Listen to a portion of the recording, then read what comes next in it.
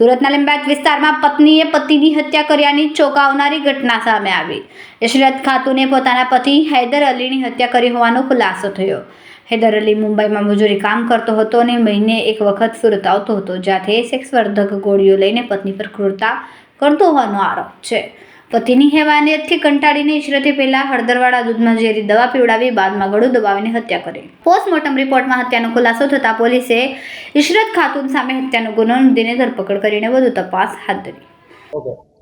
ગત 5 જાન્યુઆરીના રોજ એક સ્મીમેર હોસ્પિટલથી લિંબાયત પોલીસ સ્ટેશન ખાતે મરણ જનાર હૈદર અલી બાકર અલી નામના ઈસમનું મોત થયાનો ટેલિફોન વર્દી મળતા જેનો અનુસંધાને લિંબાયત પોલીસ સ્ટેશન તરફથી સદર મરણ જનારનું પીએમ કરાવવા માટેની પ્રોસિજર કરીને ડેડ બોડી તેના સગા ભાઈને સોંપેલ હતી।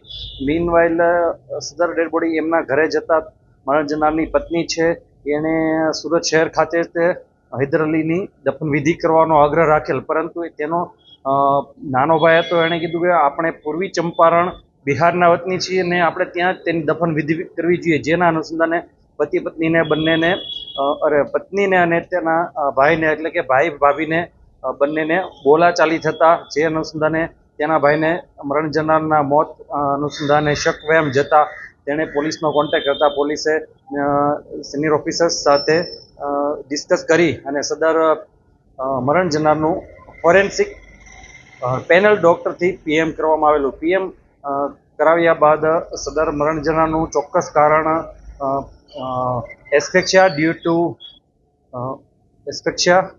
Two compression over chest and neck એટલે કે ગળું અને છાતી દબાવવાથી મરણ જનારનું મૃત્યુ થયેલ છે, જે અનુસંધાને લિંબાયત પોલીસ સ્ટેશને